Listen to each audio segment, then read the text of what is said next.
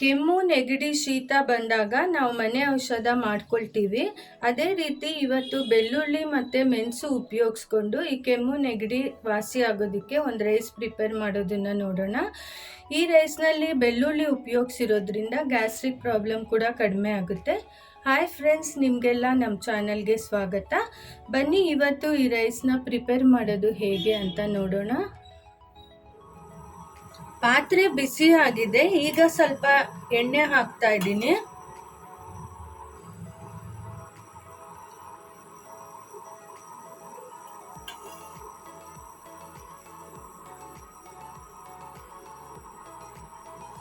ಎಣ್ಣೆ ಬಿಸಿ ಆದಮೇಲೆ ಬೆಳ್ಳುಳ್ಳಿ ಹಾಕಬೇಕು. ನಾನು ಹತ್ರ ಒಂದು 3 ಗೆಡ್ಡೆ ಬೆಳ್ಳುಳ್ಳಿ ತಗೊಂಡಿದ್ದೀನಿ, 1 ಪಾವು ಅನ್ನಕ್ಕೆ. ಇದು ಕೆಲವು ಸಣ್ಣ ಇರುತ್ತೆ, ಕೆಲವು ದಪ್ಪ ಇರುತ್ತೆ. ಫಸ್ಟು ಸ್ವಲ್ಪ ದಪ್ಪ ಇರೋದನ್ನು ಫಸ್ಟು ಎಣ್ಣೆನಲ್ಲಿ ಹಾಕಿ ಫ್ರೈ ಮಾಡಬೇಕು. ಆಮೇಲೆ ಸಣ್ಣದಿರೋದನ್ನು ಹಾಕಬೇಕು. ಫಸ್ಟ್ ಈ ದಪ್ಪಗಿರೋದು ಹಾಕ್ತಾ ಇದ್ದೀನಿ.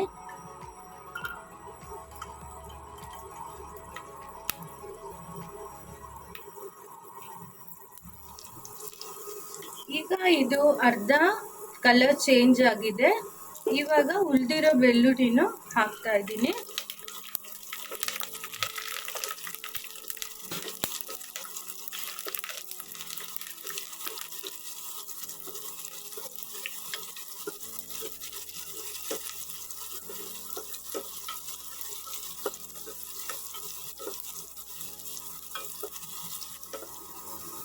ಈಗ ಇದು ಕಲರ್ ಚೇಂಜ್ ಆಗಿದೆ. ಸ್ವಲ್ಪ ಇದು ಬಿಸಿ ಕಡಿಮೆ ಮಾಡೋಣ.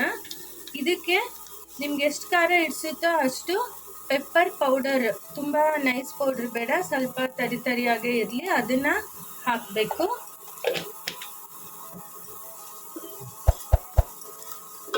ಈಗ ಈ ಬೆಳ್ಳುಳ್ಳಿಗೆ ಎಣ್ಣೆಗೆ ಎಷ್ಟು ಇಡಿಸುತ್ತೋ ಅಷ್ಟು ಮಾತ್ರ ಒಂದು ಸ್ವಲ್ಪ ಉಪ್ಪು ಹಾಕೋಣ. ಆಮೇಲೆ ಅನ್ನಕ್ಕೆ ಎಷ್ಟು ಬೇಕೋ ಅಷ್ಟು ಆಮೇಲೆ ಹಾಕಬೇಕು. ಸ್ವಲ್ಪ ಚೆನ್ನಾಗಿ ರೋಸ್ಟ್ ಆಗಲಿ ಬೆಳ್ಳುಳ್ಳಿ, ಆವಾಗ ಚೆನ್ನಾಗಿರುತ್ತೆ ಇದು. ಈಗ ಸ್ಟವ್ ಆಫ್ ಮಾಡ್ತಾ ಇದ್ದೀನಿ, ಆಗಿದೆ. ಈಗ ಇದನ್ನು ಅನ್ನದ ಜೊತೆ ಮಿಕ್ಸ್ ಮಾಡಬೇಕು. 1 ಪಾವ್ ಅನ್ನ ರೆಡಿ ಮಾಡಿದ್ದೀನಿ.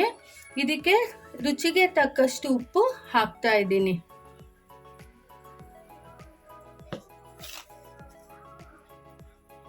ಈಗ ಬೆಳ್ಳುಳ್ಳಿ ಫ್ರೈ ಮಾಡಿರೋದನ್ನು ಅನ್ನಕ್ಕೆ ಹಾಕ್ತಾ ಇದ್ದೀನಿ.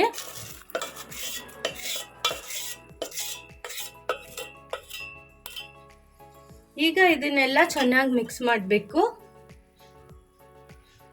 ಈಗ ಇದನ್ನ ಚೆನ್ನಾಗಿ ಮಿಕ್ಸ್ ಮಾಡೋಣ. ಫ್ರೆಂಡ್ಸ್, ಬೆಳ್ಳುಳ್ಳಿ ಆಂಟಿ ಆಕ್ಸಿಡೆಂಟ್ ಥರ ಕೆಲಸ ಮಾಡುತ್ತೆ. BP-ಗೂ ಸಹ ಇದು ತುಂಬ ಒಳ್ಳೆಯದು. ಮತ್ತು ಮೆಣಸಿನ ಬಗ್ಗೆ ಹೇಳೋದಾದರೆ ಇದು ಬ್ರೈನ್ಗೆ ತುಂಬ ಒಳ್ಳೆಯದು. ಡಯಾಬಿಟಿಸ್ನೂ ಸಹ ಕಂಟ್ರೋಲ್ನಲ್ಲಿಡೋದಕ್ಕೆ ಸಹಾಯ ಮಾಡುತ್ತೆ. ಕೊಲೆಸ್ಟ್ರಾಲ್ ಲೆವೆಲ್ನೂ ಸಹ ಕಡಿಮೆ ಮಾಡುತ್ತೆ. ಫ್ರೆಂಡ್ಸ್, ಈಗ ಈ ರೈಸು ಪೆಪ್ಪರ್ ಮತ್ತು ಗಾರ್ಲಿಕ್ ರೈಸು ರೆಡಿ ಆಗಿದೆ. ಈ ವಿಡಿಯೋ ನಿಮಗೆ ಇಷ್ಟ ಆಗಿದೆ ಅಂದ್ಕೊಳ್ತೀನಿ. ಇದನ್ನು ಲೈಕ್ ಮಾಡಿ, ಶೇರ್ ಮಾಡಿ, ಹಾಗೆ ಸಬ್ಸ್ಕ್ರೈಬ್ ಮಾಡೋದನ್ನು ಮರಿಬೇಡಿ. ಮತ್ತೊಂದು ರೆಸಿಪಿಯೊಂದಿಗೆ ಮತ್ತೆ ಸಿಗೋಣ. Take care.